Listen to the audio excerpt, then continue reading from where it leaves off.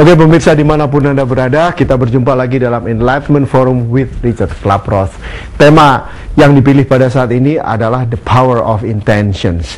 Dan seperti biasanya, kali ini ada seorang host tamu yang sebenarnya sudah Anda kenal, yaitu Ibu Mari Mulyani, Master of Science.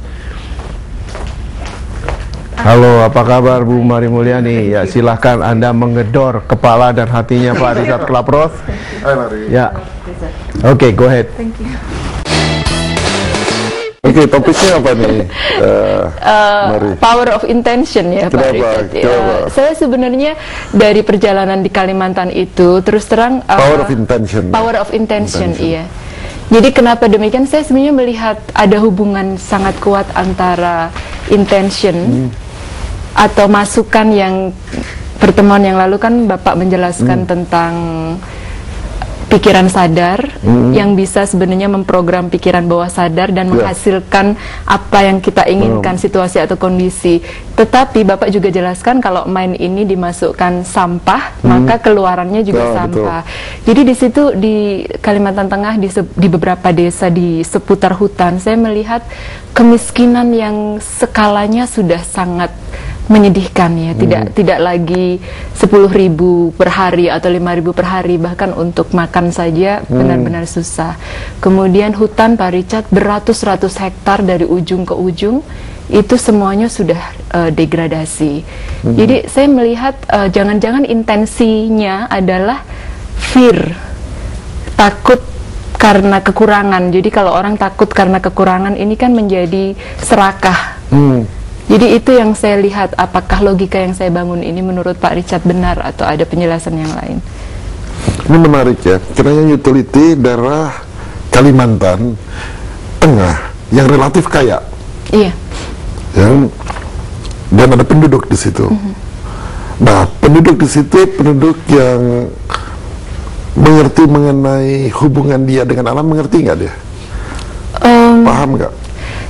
Tidak banyak tertuang pada saat bicara ya, pada saat conversation itu tidak banyak. Tetapi ada menarik sekali Bapak bertanya, karena terakhir saya bertemu dengan beberapa orang, karena saya tanya, kan itu semuanya miskin, tapi hampir sebagian penduduk di 4 desa yang saya pergi, itu dulunya logger. Jadi mereka menebang kayu baik untuk kelompoknya sendiri ataupun mereka bekerja pada perusahaan besar. Terus dan mereka selalu bilang bahwa uangnya banyak sekali pada saat dulu kayu masih perusahaan kayu masih besar. Saya bilang uangnya kemana? Kemudian mereka bilang habis, kita tidak tahu. Yang penting kita. Kemudian ada yang komentar di penduduk itu bilang, saya sekarang mungkin pikir gini ya Bu, karena kalau kita tebangin kayu itu kan pohon itu ada kehidupan bernyawa, jadi kita membunuhin lah jiwa-jiwa itu di pohon. Jadi ada yang menyeletuk begitu. Jadi mungkin karena kita membunuhin banyak jiwa, itu juga mungkin kita menerima akibatnya, sehingga kita juga tidak bisa hidup dengan berkecukupan. Jadi mereka ada kesadaran baru. Jadi ada kesadaran baru muncul setelah mereka pikir, kenapa dulu saya uangnya banyak tapi tidak terlihat saya bisa membeli apa atau bisa menyekolahkan anak gitu. Jadi that's a good question Pak Richard tanya, apakah ada hubungan antara kesadaran mereka dengan alam? Munculnya baru-baru kelihatannya. Baru belakangan. Dan kita lihat juga waktu mereka memotong pohon itu, yang menginisiat bukan mereka tapi cukong-cukong. Iya, ya, yang betul.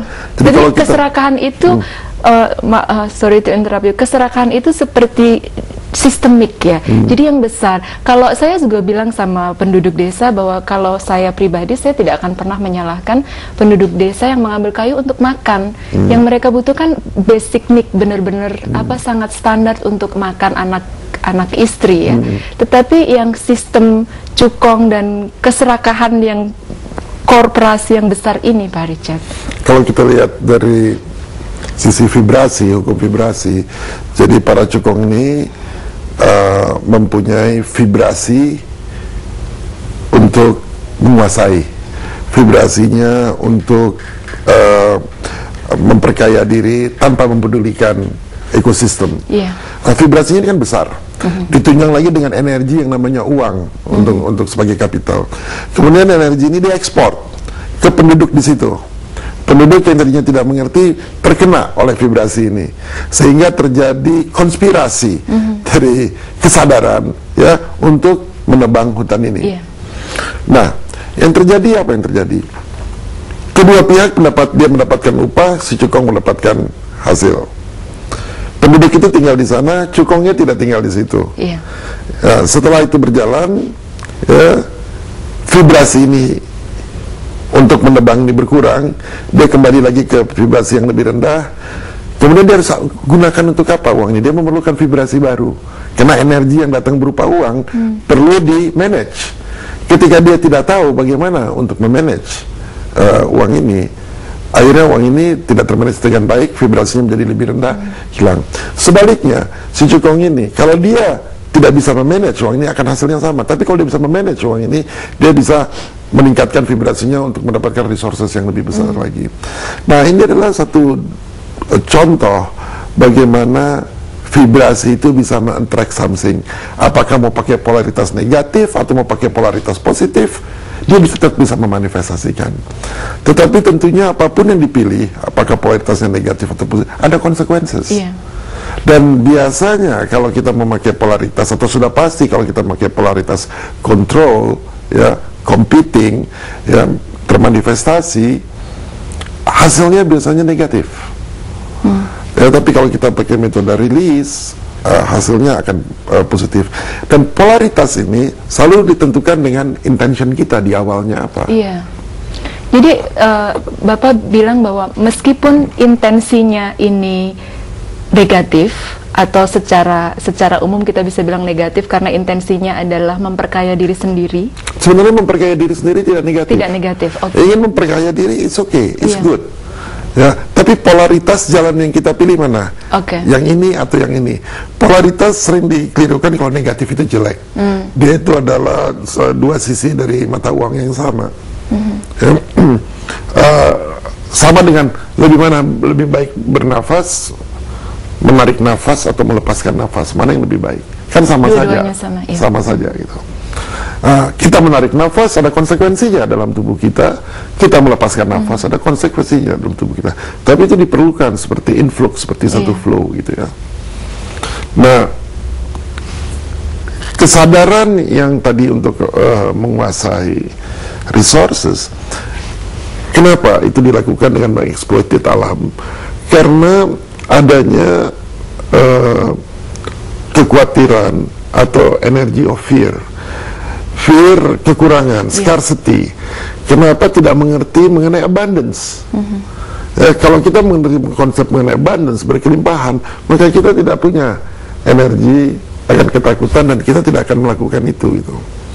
Dan celakanya vibration yang begitu besar dari para cukong ini terkena juga kepada pejabat-pejabat setempat, ya, orang-orang yang harus menegakkan hukum, terkena juga vibrasinya. Mereka korupsi, mereka berkolusi. Akhirnya menjadi apa? Dari kesadaran individu yang serakah menjadi kesadaran kelompok, ya, akhirnya menjadi kesadaran grup, akhirnya menjadi kesadaran region, menjadi kesadaran nasional untuk mengeksploitir.